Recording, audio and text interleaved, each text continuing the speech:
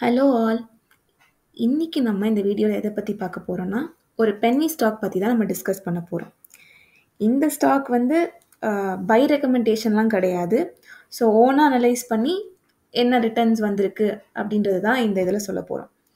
அதாவது 2 இயர்ஸ்க்கு முன்னாடி நாங்கள் கொஞ்சம் இன்வெஸ்ட் பண்ணியிருந்தோம். இது வந்து ஒரு பென்னி ஸ்டாக், சரியா? ஸோ அதனால் நாங்கள் கம்மி தான் இன்வெஸ்ட் பண்ணோம். எங்களுக்கு அதுலேருந்து எவ்வளோ ரிட்டர்ன்ஸ் வந்திருக்குன்றதையும் நான் உங்களுக்கு காட்டுறேன். பொதுவாக ஒரு டீயோட ரேட் என்னவா இருக்கும் சொல்லுங்களேன்? 10 ருபீஸ் இருக்குமா? ஸோ அந்த 10 ருபீஸ் வச்சு ஒரு 4 ஸ்டாக் வாங்க முடியும் அப்படின்னு பார்த்தோம்னா அதுதான் வந்து ஒரு பென்னி ஸ்டாக். சின்ன சின்ன அமௌண்ட்டுக்கு நம்ம ஒரு ஸ்டாக் வாங்க முடியும்னு சொல்கிறது தான் பென்னி ஸ்டாக். ஸோ அப்படிப்பட்ட ஒரு பென்னி ஸ்டாக்கை பற்றி தான் நம்ம இன்றைக்கி இந்த வீடியோவில் டிஸ்கஸ் பண்ண போகிறோம்.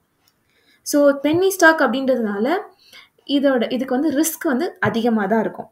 ஸோ உங்களுக்கு நீங்கள் பெரிய அமௌண்ட்லாம் இதில் நம்ம இன்வெஸ்ட் பண்ணிவிட்டு நம்ம லாஸ் ஆச்சுன்னா அந்த பெரிய அமௌண்ட் நம்மளை விட்டு போயிடும். ஸோ உங்களுக்கு தேவை இருக்காது அப்படின்ற அளவு ஒரு அமௌண்ட்டை நீங்கள் இன்வெஸ்ட் பண்ணிங்கன்னா, சப்போஸ் ப்ராஃபிட் ஆச்சுன்னா நமக்கு நல்ல ரிட்டர்ன்ஸ் கிடைக்கும், லாஸ் ஆச்சுனாலும் நமக்கு பெரிய இழப்பு கிடைக்காது. ஸோ இது பென்னி ஸ்டாக்ன்றதுனால ஹை ரிஸ்க் அப்படின்றத நம்ம மைண்டில் வச்சுக்கணும்.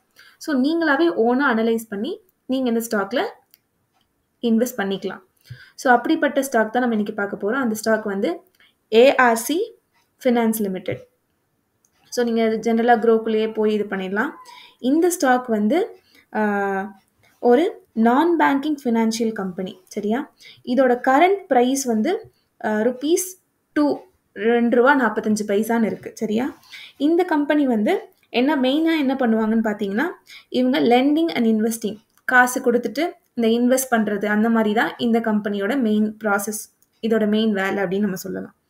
இதோட கரண்ட் ப்ரைஸ் நான் சொன்னேன். ஸோ சின்ன கம்மியாக தானே இருக்குது. அஃப்கோர்ஸ் நம்ம ஒரு 10 ரூபா வச்சு 4 ஸ்டாக் வாங்கிடலாம், கரெக்டாக? ஸோ இந்த ஸ்டாக் இந்த ஒன் டேல எந்த க்ரோத்தும் காட்டலை. ஸோ இந்த ஸ்டாக்கை பற்றி நான் ஓவர்வியூ அப்படின்னு நான் சொல்லணும் அப்படின்னு நீங்கள் பார்த்தீங்கன்னா, ஓவர்வியூ அப்படின்னு பார்க்க சில டோட்டலாக இதோட ரெவென்யூ மார்ச் 2024 இதோட ரெவென்யூ வந்து 9.24 crores இருந்திருக்கு, சரியா? அது மட்டும் இல்லாமல் இதோட நெட் இன்கம் அப்படின்னு பார்த்தீங்கன்னா 0.27 crore, அதாவது 27 லட்சம் அதோட நெட் இன்கமே இருக்குது. ஸோ இது ஆக்சுவலி வந்து இங்கே நீங்கள் நம்ம ஃபஸ்ட்டு அனலைஸ் பண்ணிக்கலாம், சரியா? நான் ஒரு 1 இயர்க்கு முன்னாடி காட்டுறேன். இங்கே பாருங்கள், 1 இயர்க்கு முன்னாடி ஒரு ஸ்டாக்கோட ரேட் வந்து 0.61 0.64 இருந்திருக்கு.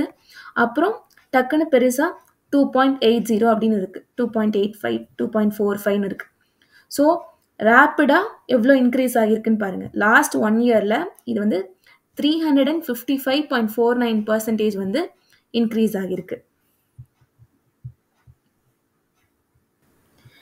நீங்கள் இது நல்லா பார்த்தீங்கன்னா இதில் ரிஸ்க் ஜாஸ்தி தான், சரியா? பிகாஸ் இது ஒரு ஸ்டாக் வந்து அப்போ வந்து கம்மியாக தான் இருந்திருக்கு. ஸோ நான் வந்து ஒரு கம்மியாக நமக்கு தேவையில்லை அப்படின்ற இந்த அமௌண்ட் நமக்கு லாஸ் ஆனாலும் பெரிய இழப்பு கிடையாது அப்படின்னு ஃபீல் பண்ணுற அளவு நீங்கள் அமௌண்ட்டை நீங்கள் இதில் போடலாம்.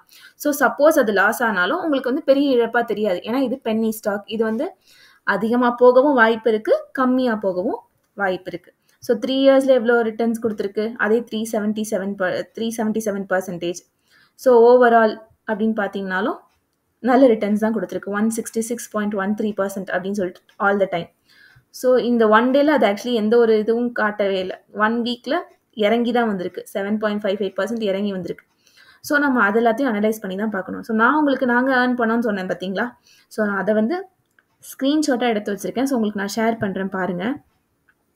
ஸோ இதுதான் நாங்கள் இன்வெஸ்ட் பண்ணது. அதாவது இதோட ஆவரேஜ் ப்ரைஸ் வந்து 74 பைசா ஒரு ஸ்டாக் அப்படின்றதுல நாங்கள் ஸோ டோட்டலாக 2361 ஸ்டாக்ஸ் வாங்கியிருக்கோம், அத்தனை குவான்டிட்டி வாங்கியிருக்கோம். ஸோ டோட்டலாக நாங்கள் இன்வெஸ்ட் பண்ண அமௌண்ட் அப்படின்னு பார்த்தீங்கன்னா 1762 rupees தான் நாங்கள் இன்வெஸ்ட் பண்ணியிருக்கோம்.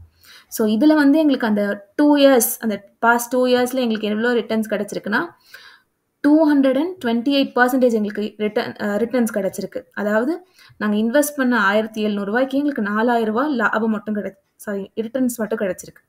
இன்வெஸ்ட் பண்ணியிருந்தோம் அப்போது. ஸோ அதில் எங்களுக்கு இவ்வளோ ரிட்டர்ன்ஸ் கிடச்சிருக்கு. ஸோ இதில் நாங்கள் பெருசாக பண்ணியிருக்கலாம், பட் ஆனால் இது பென்னி ஸ்டாக் அப்படின்றதுனால நாங்கள் பெரிய அமௌண்ட் நாங்கள் இன்வெஸ்ட் பண்ணலை. ஸோ எங்களுக்கு 1700 சில்ட்ரன்றது கம்மியாக தெரிஞ்சது. ஸோ அதனால் நாங்கள் இது வந்தாலும் ஓகே, வரலனாலும் ஓகே அப்படின்ற அந்த இதில் தான் நாங்கள் இதை இன்வெஸ்ட் பண்ணியிருந்தோம். ஸோ எங்களுக்கு 4000 கிடச்சிருந்துச்சு. ஸோ நீங்கள் பென்னி ஸ்டாக்ஸ் அப்படின்னு நீங்கள் இன்வெஸ்ட் பண்ணச்சில பார்த்து கேர்ஃபுல்லாக தான் பண்ணணும். ஏன்னா இதுக்கு ரிஸ்க் வந்து ரொம்ப ஜாஸ்தி. ஸோ இதோட ஃபண்டமெண்டலாக என்னென்னலாம் அனலைஸ் பண்ணணும் அப்படின்றத பற்றி தான் நம்ம பார்க்க போகிறோம். ஸோ அதுக்கு முன்னாடி வந்து இது எப்படி ஸ்ப்ளிட் ஆகிருக்கு அப்படின்றத நான் சொல்லணும். ஆக்சுவலி வந்து 2022 வந்து 7:1 அப்படின்ற ரேஞ்சில் வந்து இந்த ஸ்டாக் வந்து ஸ்ப்ளிட் ஆகிருக்கு. அதாவது 7 ரூபா ஒரு ஸ்டாக் வந்து 7 ரூபா அப்படின்னு இருந்தது. 2022 வந்து ஒரு ஸ்டாக் 1 ரூபா அப்படின்னு சொல்லிட்டு ஸ்ப்ளிட் ஆகிடுச்சு.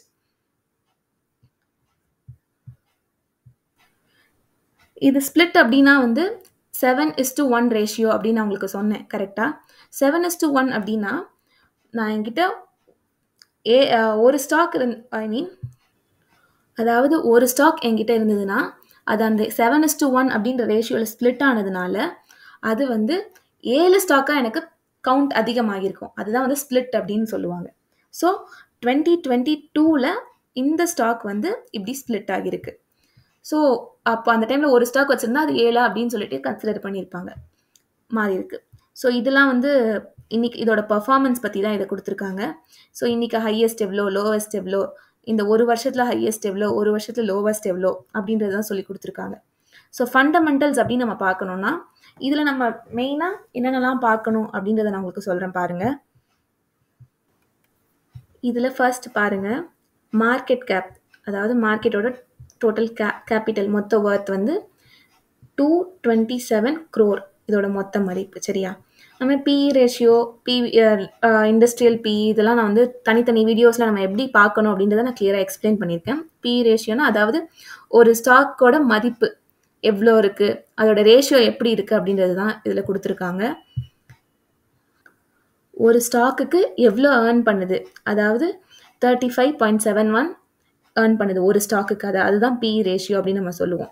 அதே இண்டஸ்ட்ரி பிஇ ரேஷியோனா அந்த செக்டார், நம்ம நிறைய செக்டார்ஸ் படிச்சிருக்கோம்ல, மெடிக்கல் செக்டார், ஃபினான்ஷியல் செக்டார், அந்த மாதிரி ஐடி செக்டார் அப்படின்னு நிறைய நம்ம செக்டார்ஸ் படிச்சிருக்கோம். அதில் இது வந்து ஃபினான்ஷியலில் இருக்குது. ஸோ அந்த செக்டாரில் அதோட பிஇ ரேஷியோ 25.09. நம்ம வந்து அதிகமாக தான் இருக்குது. இதோட நம்ம ஜென்ரலாக ஒரு 20 இருந்தாலே நம்ம செலக்ட் பண்ணலாம் அப்படின்னு சொல்லிட்டு நம்ம முடிவு பண்ணியிருந்தோம். இங்கே பாருங்கள், இது வந்து ஃபினான்ஸ். ஸோ இந்த 2 ரூபா 45 பைசா நம்ம இன்வெஸ்ட் பண்ணுறதுல நமக்கு கம்பேர் பண்ணச்சில் ஏர்னிங்ஸ் வந்து அந்த அளவு நமக்கு கொடுக்கல. ஸோ ஸ்டாக்கோட ப்ரைஸ் 2 rupees 45 பைசே இருக்குது, ஆனால் இதோட ஏர்னிங்ஸ் வந்து அவ்வளோ எஃபெக்டிவாக இல்லை. நெக்ஸ்ட் பார்த்தீங்கன்னா புக் வேல்யூ. புக் வேல்யூனா என்னன்னு நமக்கு தெரியும் கரெக்டாக? புக் வேல்யூனா ஆல்ரெடி நான் கிளியராக சொல்லியிருக்கேன். புக் வேல்யூனா ஒரு கம்பெனி வந்து சப்போஸ் அதை வந்து க்ளோஸ் பண்ணுறாங்க அப்படின்ற மாதிரி ஒரு சுச்சுவேஷன் வந்ததுன்னா நமக்கு வந்து ஒரு ஸ்டாக்குக்கும் நமக்கு ரிட்டர்ன் இவ்வளோ கொடுப்பாங்க, ஒரு ஸ்டாக்குக்கு இவ்வளோ அப்படின்ற மாதிரி ஃபிக்ஸ் பண்ணி வச்சுருப்பாங்க. அவங்களோட அசெட் வச்சு அவங்க வேல்யூ பண்ணியிருப்பாங்க. ஸோ கம்பெனியே போனாலும் நான் இப்போ சப்போஸ் ஒரு ஸ்டாக் வச்சுருந்தேன்னா எனக்கு 1 rupee 17 பைசே கிடைக்கும். எனக்கு இது லாபம் தான். பிகாஸ் நான் உங்களுக்கு ஆல்ரெடி காமிச்சிருந்தேன், நான் வாங்குறப்போ நான் வந்து 74 பைசேக்கு தான் நான் ஒரு ஸ்டாக் வாங்கியிருந்தேன். கரெக்டாக? ஸோ அப்படி எனக்கு பார்க்க சொல்ல எனக்கு இந்த புக் வேல்யூவில் எனக்கு ரிட்டர்ன்ஸ் வந்து தான் 1 rupee 17 பைசே வந்ததுன்னா எனக்கு லாபம் தான். ஸோ இப்போ நீங்கள் ஒரு 2 rupees 45 பைசேல வாங்கியிருந்தீங்கன்னா அப்போ உங்களுக்கு ஒரு 1 rupee உங்களுக்கு லாஸில் இருக்கும். கரெக்டாக? ஸோ 1 rupee கம்மியாக கிடைக்கும். கரெக்டாக? ஸோ இதுதான் வந்து புக் வேல்யூன்னு சொல்லுவோம். ஸோ நீங்கள் பார்க்க சொல்ல, நீங்கள் இன்வெஸ்ட் பண்ண சொல்ல இந்த மாதிரி ஃபண்டமெண்டலாக இருக்கிற எல்லாத்தையும் அனலைஸ் பண்ணி தான் நம்ம இன்வெஸ்ட் பண்ணணும். நாட் ஓன்லி திஸ், நீங்கள் மற்றதையும் எல்லாத்தையும் கம்பேர் பண்ணி பண்ணுறது நல்லது. ஸோ இதில் 1 yearல பாருங்கள்,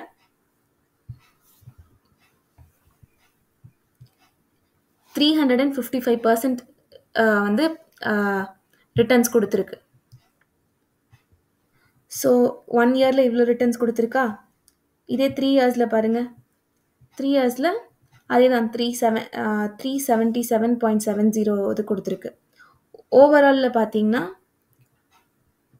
5 yearsல வந்து அதாவது 5888% கொடுத்துருக்கு.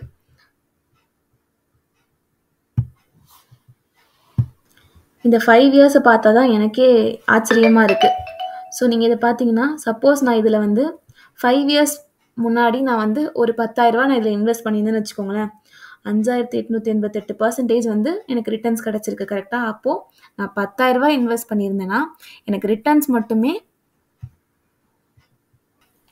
5 லட்சம் கிடச்சிருக்கு. இதே நான் 1 லேக் இன்வெஸ்ட் பண்ணியிருந்தேன்னா 50 லட்சம் கிடச்சிருக்கும்.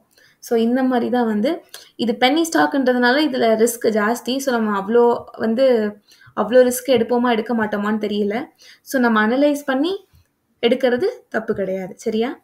ஸோ இந்த ஃபண்டமெண்டல்ஸ்லாம் நம்ம இது பண்ணதுக்கப்புறமா வந்து இதை பற்றி இது ஆக்சுவலி வந்து என்எஸ்சியில் அவைலபிள் கிடையாது, பிஎஸ்சியில் தான் இது அவைலபிள். மற்றபடி வேறு ஃபண்டமெண்டல்ஸ்லாம் பார்த்துட்டு நீங்கள் இதையும் மற்ற சிமிலர் ஸ்டாக்ஸையும் கம்பேர் பண்ணிக்கலாம். பிஇ ரேஷியோ, மார்க்கெட் ப்ரைஸ் எல்லாத்தையும் கம்பேர் பண்ணிவிட்டு நீங்கள் அதுக்கப்புறமா இதில் இன்வெஸ்ட் பண்ணுறது நல்லது. இது வந்து பை ரெக்கமெண்டேஷன் கிடையாது. ஸோ நீங்களே அனலைஸ் பண்ணி தான் இதை கம்பேர் பண்ணி நீங்கள் உங்களோட டெசிஷனாக தான் இருக்கணும். ஸோ கமெண்ட்டில் இந்த ஃபண்டமெண்டல்ஸ் பற்றிலாம் எப்படி பார்க்கணுன்றதுக்கான பிளேலிஸ்ட்டை நான் பின் பண்ணி வச்சுருக்கேன். ஸோ மறக்காமல் பாருங்கள். ஏதாவது டவுட்ஸ் இருந்ததுன்னா கமெண்ட் செக்ஷனில் சொல்லுங்கள். அண்ட் தேங்க்ஸ் ஃபார் வாட்சிங்.